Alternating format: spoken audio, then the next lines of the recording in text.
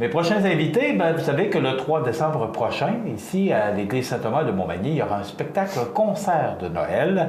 Et j'ai avec moi la présidente de la Fabrique Saint-Thomas de Montmagny, Martine Boulay. Bonjour. Bonjour. Et Jean Carbonneau, Marguier. Bonjour. Bonjour Michel.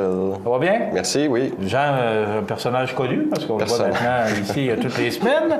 Martine, pas mal, un personnage connu, parce qu'on vous voit quand même plus régulièrement sur ma TV. C'est ça. D'abord, c'est le 3 décembre prochain. C'est grandiose que vous organisez le samedi, le 3 décembre. Oui, effectivement, le chœur de Bellechasse, qui est un chœur qui est formé depuis le printemps 2010 sous la direction de Mme Carole Bellavance, qui a un bagage extraordinaire et un beau bagage côté musical. Elle est diplômée de l'Université Laval. Et elle a fait aussi des prestations en Europe, entre autres avec Gilbert Bécaud et bien d'autres grands noms connus. Et au piano, il y a France Marquis. Alors, c'est un chœur qui regroupe de 65 à peu près 65 hommes et femmes. C'est tous des gens de Bellechasse. Ça, c'est pour le chœur de Bellechasse? Oui. Mais il va y avoir aussi la chorale de Montmagny qui va se mêler à tout ça. C'est en collaboration avec la chorale de la paroisse, en fait. OK. Pourquoi organiser un tel spectacle? Bien, c'est toujours pour ramasser des sous pour la fabrique. Et dans ce cas-là, on a un projet très particulier. On s'est servi d'une chorale pour améliorer le son de notre propre chorale tout au long des offices durant l'année. Alors, c'est un projet de 3 500 $ qu'on veut réaliser. C'est de changer tout l'équipement de sonorisation de la chorale. Ah, OK. L'objectif est déjà, oui. déjà connu? Oui, okay. Oui. Et tout changer, les micros, la console. En tout cas, on a demandé à Claire Mainville et Germaine Nicole de nous faire la liste de ce qu'ils voulaient pour vraiment améliorer. C'est assez désuet, là. Alors, nous, c'est le but les premiers argents vont aller à ce projet-là. Il y a une chose aussi, c'est qu'au fil du temps, on s'est rendu compte que c'est en demande. Un concert à Noël à Saint-Thomas, les gens en veulent. Alors, on n'a comme pas le choix, mais c'est un beau choix à faire dans le fond, c'est qu'il s'agit de trouver la bonne recette et c'est la préparation qu'on doit amener. Ça fait quand même peut-être un bon mois facilement qu'on est, et même plus qu'on est là-dessus, sur ce dossier-là. Alors, je pense que ça va être un très, très bel événement qu'on va amener ici le 3 décembre prochain à l'église Saint-Thomas. C'est vrai, Jean, ce que tu dis, parce que l'année passée, c'est près de 700 personnes qui avaient assisté à ce spectacle de Noël. C'était pourquoi les argents l'année passée, Martine? L'année passée, on n'avait pas de but précis. Parce qu'il y a un nouvel écran. On sait qu'il y a un nouvel écran sur la scène. Là, oui, c'est ça. Tout électrique, là, tout automatique. Oui. Alors, cette année, on s'est fixé vraiment un but. L'année passée, écoute, les recettes sont allées à la fabrique. Et oui, effectivement, l'achat de l'écran et tout le système que Jean exploite encore là, pour au bon fonctionnement, ça a quand même coûté plusieurs milliers de dollars. Mais on essaie toujours de retourner l'argent pour améliorer et donner encore de quoi de plus à nos paroissiens quand ils viennent aux célébrations. Alors, l'écran, c'est un plus. Cette année, ça va être plus au niveau du son, de la chorale. Alors, on essaie de trouver des projets qui vont faire bénéficier les paroissiens. Bon, donc, c'est oui pour les cas de la fabrique, mais on parle d'amélioration à l'intérieur de l'Église. Ça m'amène à vous poser la question, Martine, comment ça va, la Fabrique Saint-Thomas? Bien, écoute, ça va quand même bien. C'est sûr qu'il y a des gros changements. Je veux dire, là, vous avez entendu parler du tournant missionnaire. Alors, pas les effectifs diminuent.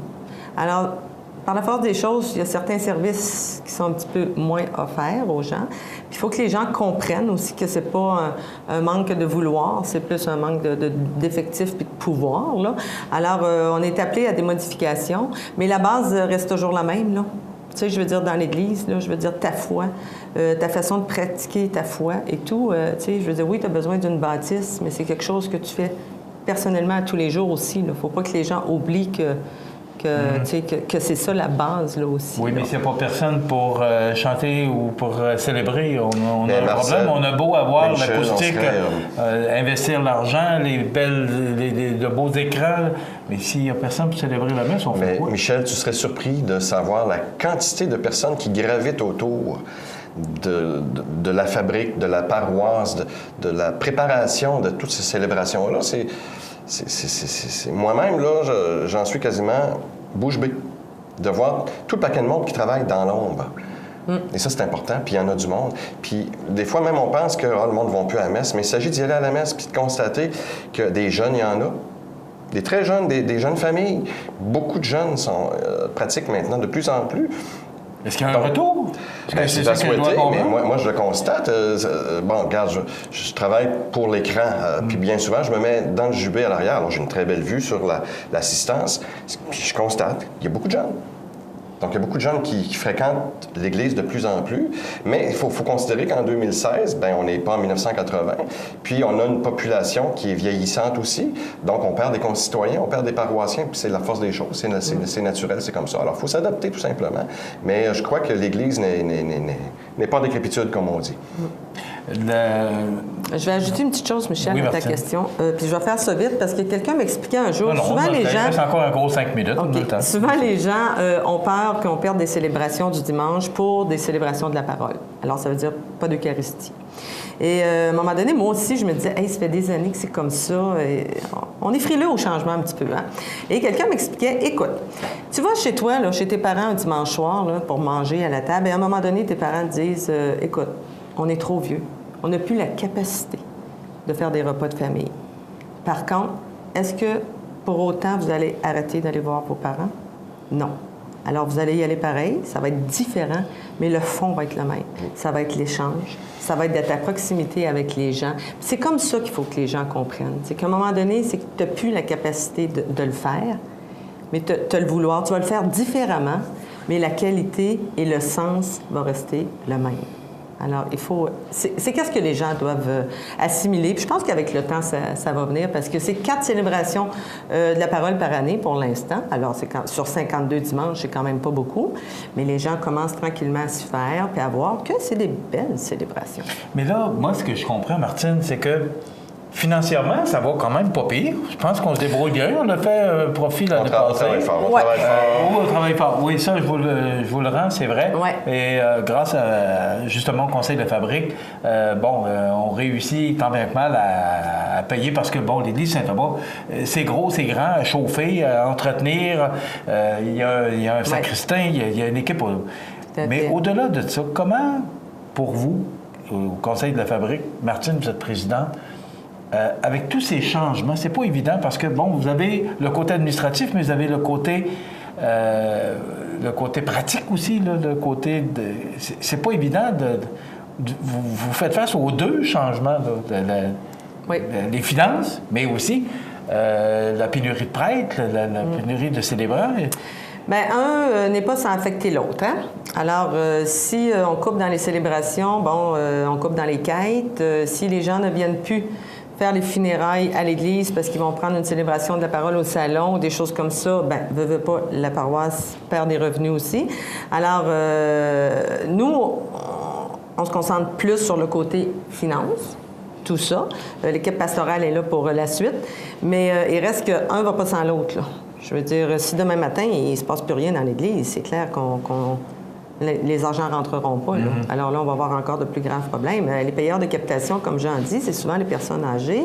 On en perd à chaque année, veut pas. Hein? Alors, c'est pas une caisse, une cagnotte qui augmente. Là. Elle va en diminuant. Là. Alors, d'où l'importance de faire ce concert-là et d'où l'importance d'inviter les gens à venir. On a 1000 billets en circulation. Bon, OK. Revenons au concert de Noël. Ouais. On ne peut pas passer... Il faut parler de la fabrique si on parle du concert de Noël parce que c'est pour la fabrique. Et aussi, moi, je trouve ça le fun de dire que vous allez prendre ces argents-là pour les investir pour la chorale alors qu'on fait un concert de Noël. Maintenant, c'est le 3 décembre, c'est à 20h. On prend ou on achète nos billets où? C'est en vente auprès des marguilliers. Il y a les choristes aussi des deux chorales, donc la chorale de Bellechasse, la chorale de Montmagny également, de Saint-Thomas. Également au presbytère, les 4 sont en vente aussi. Est-ce qu'il y a un numéro de téléphone? Alors, il y a le numéro du presbytère, qui est le 418-248-3663, poste 0. OK.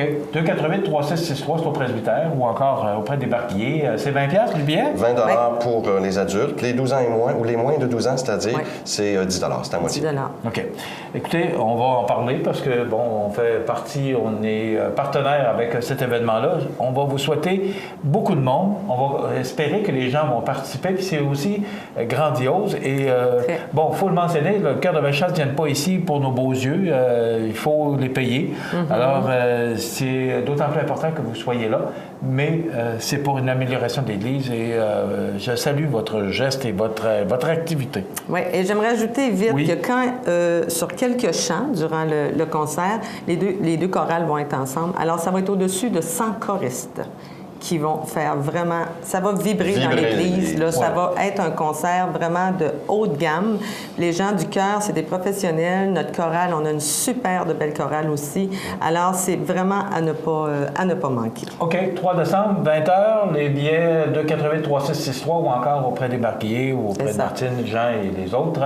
Merci beaucoup. Bravo. Félicitations pour votre travail et on va souhaiter que les gens feront partie de cette belle réalisation. Et on vous remercie de votre collaboration à CMATV, bien sûr. Oui, ça fait plaisir. Merci beaucoup. Moi aussi, je participe, je lis à l'occasion. Oui.